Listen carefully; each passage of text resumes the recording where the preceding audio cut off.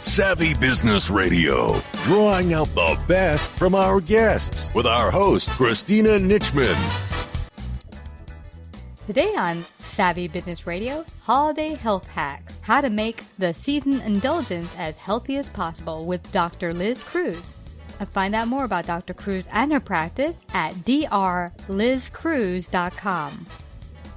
Hi, Dr. Cruz. Welcome to Savvy Business Radio. How are you this wonderful holiday season? Wonderful, and thank you so much for having me. I feel honored to be a part of your show, so thank you. Oh my gosh, you betcha. We talked a little bit about this before the show about how you help your patients eat better, take care of their gastrointestinal, we don't think about it as much until we get like my age. I'm in my 40s, near 50, and my friends start telling me my gut isn't acting normal. As I get older, I'm getting autoimmune issues. And, when you're young, you eat all this crap and you don't think about how it affects your overall body. But the gut is so interesting because it intertwines with the whole system. And then on top of it, we got this wonderful season where we just totally eat unhealthy. And we'll get back on the track after the new year. But there's a way to have fun during the holiday season and not stress yourself out completely and take care of your gut. And you're going to share some of those wonderful tips with our audience.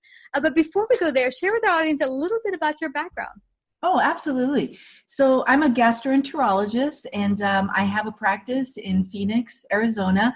But my background going back, as a child, my mom always tells me that I was always talking about being a doctor or a pilot, but I chose being a doctor, and it was just you could do both, What's that?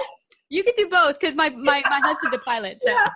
Yeah, and it was just the way that I was like, I want to help people in this way. And so I went on to medical school and did my training in internal medicine. And I ended up joining the Navy. They paid for my medical school. And then they stationed me in Guam, which is a little U.S. territory island over by Japan. And I actually worked there at the Naval Hospital as an internist for a few years.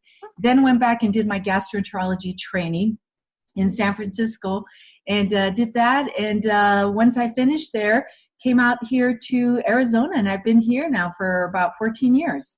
Wow. Tell me, because I'm curious about, I've not been to a lot of states. How is Arizona as a place? Is it? Oh, it's wonderful. It's a great place. There's actually been a huge influx over the since I've been here 14 years. It seems like it's just Phoenix has grown, and there's been a lot of people coming in. The cost of living is nice. It's very affordable, and the temperature, the weather is beautiful all year long. Well, in the summertime for about 3-4 months, it can get pretty hot into the 120s, the high 110s. But I don't mind the hot. And so that tends to be a little unbearable for some people. But around the winter, it's just absolutely gorgeous. And it's just a great place to live. Well, we're thinking about it because, like I said, my husband's a pilot, and we like to be in a place that you could fly more year round. Oh, wow! Yeah. Come to Arizona. Yeah. Well, I'd like to find out about the gastrointestinal area. Why you chose that as a kind of focal point where you want to study medicine in that area? What kind of brought you there? When I was doing my internship, after medical school, I went up to San Francisco to do my internship, which is the first year out of medical school. Mm-hmm. And originally I wanted to be a family practice doc because I wanted to just kind of do a little bit of everything. Mm-hmm. But I ended up going the path of internal medicine. And during those years of internal medicine residency, you got to rotate through different fields: cardiology, lung pulmonology, gastroenterology. And during those rotations of gastroenterology, I just enjoyed seeing those cases, those patients who would come in with gastrointestinal issues. And I found it satisfying to be able to go inside, do a colonoscopy, do an endoscopy, and be able to tell them, hey, you've got an ulcer, or you have inflammatory bowel disease, or you know what, your colon looks great. And so, or your stomach looks great. So now that we know that you don't have something bad, now let's work on your diet. Or if they did have something bad that we found, then we can address that, whether they need surgery or some sort of treatment. So it was just satisfying because we could actually come up with an answer for the most part right away, either ruling out something bad or finding something that wasn't so good, and being able to help people pretty quickly and try to help them figure out, what's going on with it and why they're having symptoms. Yeah, so that's how I chose gastroenterology. But I did internal medicine for a few years before I actually then decided to then go back and do my fellowship or my training in gastroenterology. But I would not change anything if I had the choice of going back. I love gastroenterology. It's wonderful taking care of these patients and trying to help them with their gastrointestinal issues. It's amazing to me because as I'm now, getting older, and I hear so many of my friends talk about different gastro problems they're having, and, acid reflux, whatever it is, a couple of my friends have been diagnosed with celiac and irritable bowel. I'm like, where is this coming from? I mean, all these autoimmune diseases popping up all over the place. Is there a connection between the body, the gut? Is it like the gut's way of talking to the body and you're out of balance? Well, what's going on? It seems like the gut plays a big part in your body's function and health. Absolutely. In fact, I think it's really important for people to know that about 80% of your immune system is in the gut. Okay. Oh. And I think that's something that a lot of people don't realize, which is why that whole phrase of what you are, what you eat, and what you put in your body, what you put into your mouth affects your entire body.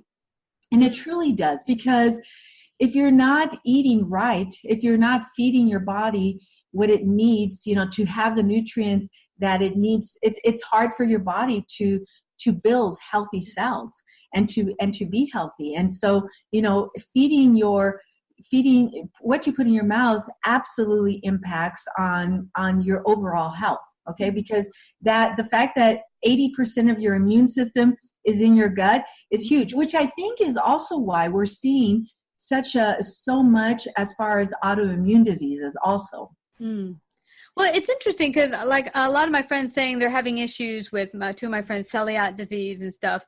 Is it because I've heard a lot about probiotics and they're taking a lot of that trying to help. Is it part of the flora not, dying off from crap we're eating that we shouldn't be eating? Is it overusage of antibiotics? What is causing a lot of these rise in autoimmune diseases and, gut issues? Yeah, I think it's our diet. I mean, I know it's probably multiple things, but I'm going to say the diet is probably one of the major parts of it, because if people are not being careful with what they eat and they're eating processed food, junk food, and which most Americans are. I mean, the standard American diet, which by the way, the mnemonic is SAD, right? Standard American diet is processed food. There are 4 or 5 fast food restaurants on every corner these days, especially in a metropolitan city. But it's our diet, and the food is over processed. So that means it gets stripped of the nutrients. Okay. Celiac disease is an issue with wheat, basically, that's been like over processed, and there's a certain protein in wheat called gliadin that basically triggers the body to produce antibodies against it, and those antibodies affect the lining of the small intestine, and it affects the lining so that it gets to the point where the lining of the small intestine can't absorb nutrients. And so as a result, these people who have celiac disease develop symptoms because they're not getting the nutrients that they need. They get bloated. They may develop anemia. They can even develop skin disorders. It can affect their bones. They can get osteoporosis because they're not absorbing calcium.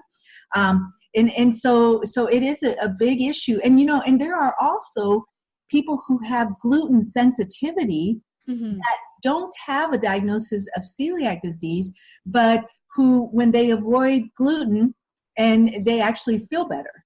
Yeah, I'm one of them. Better. So yeah, it's a big thing that we're seeing. I mean, actually, we're seeing a lot of food allergies these days. But anyways, I could go on. I better slow down. No, it's so true, Dr. Cruz. It's amazing to me. I found I'd stopped last year. I was getting on a cleanse, so I was eating fruits and vegetables. I told myself I'm going to stay away from bread, but really all like, pasta and potatoes. I mean, I love all those things. Yeah. But it's a tremendous difference that I felt from getting away from bread, because I started to feel a lot of bloatiness from eating bread that I love, muffins in the morning, a pizza. Yes. So I stayed away from it for almost a year, and then going back, I'm better, but I still get the gassiness and stuff. But it's interesting. I talked to my friends in Europe who eat a less processed type of breads and stuff, and it's interesting. It's part of their diet.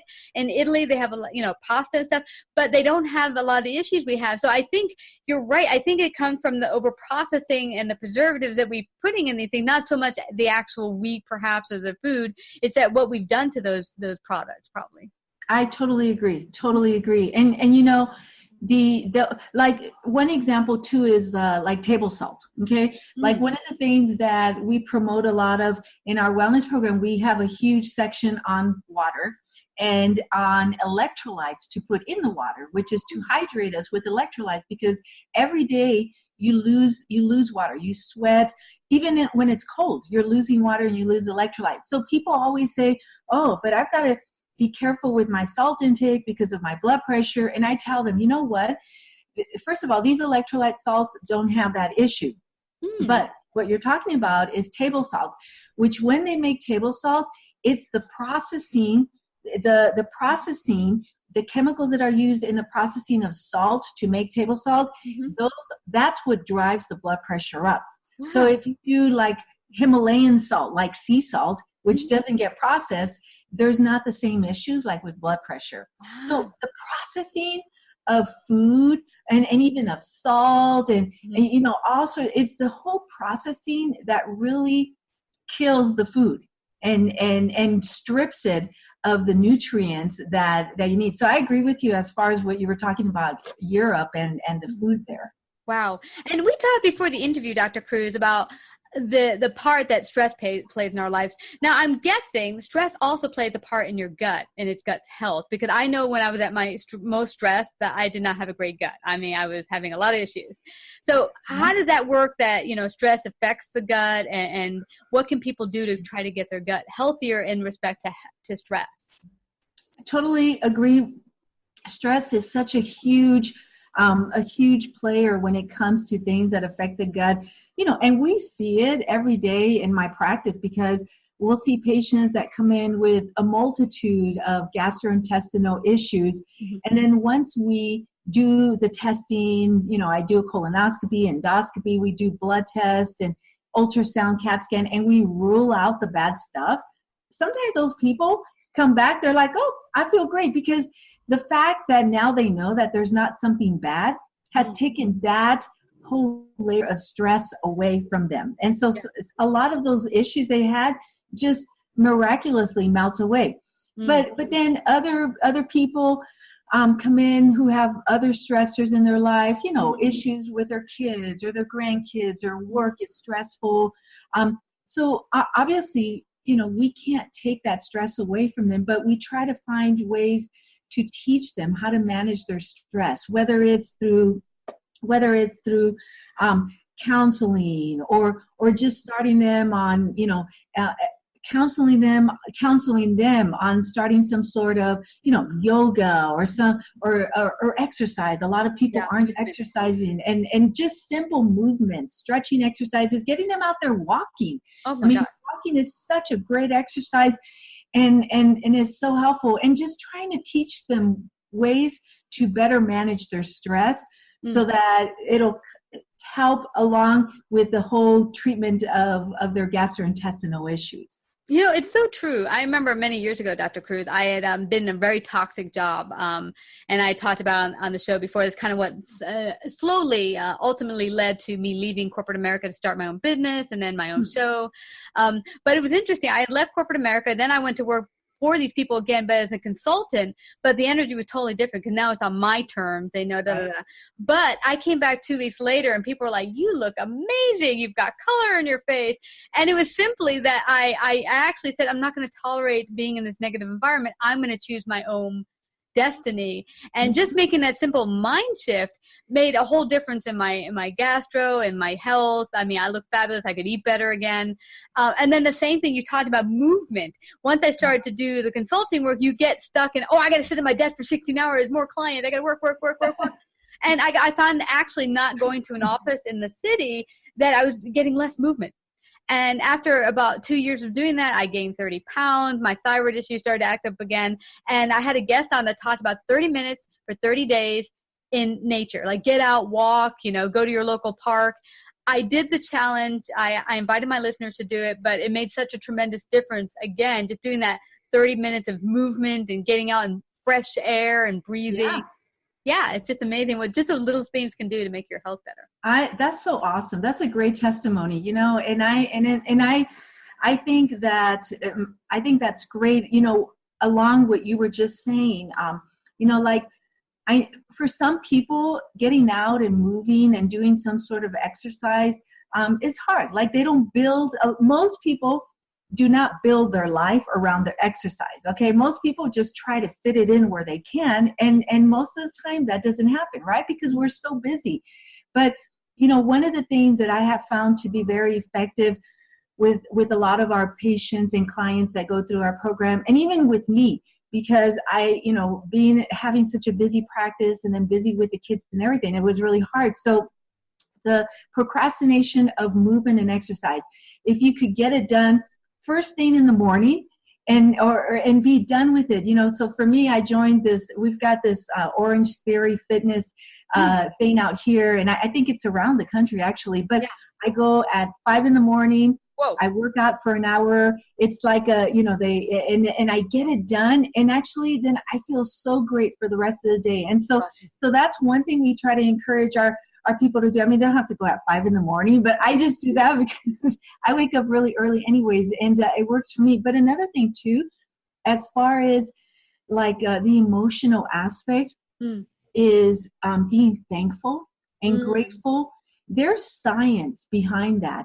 Yeah. And it really changes your outlook on life. And so we tell people, and I know it sounds silly, but it works. We tell them, look, when you wake up, make a list of 3 things that you are thankful for. Yeah. And even if one of those is, I'm thankful that I woke up today, and you put that over and over, and then 2 other things, it will make such a huge difference on your whole attitude on life. And there is true science on that. So I just wanted to throw that in. Yeah, there is. Because you know what it is? It's amazing how we hear it in the coach world of mindset. But mindset, if you have a negative frame of mind all the time, and I've witnessed from people I've worked with in corporate America or now as a consultant, when I go into places and I see someone who's constantly talking negative or looking brutish, that plays a part not only in their health, but everything that they touch is, it permeates a really negative lifestyle, and they feel like everything sucks in life. Well, yeah, because you're looking at it as sucking.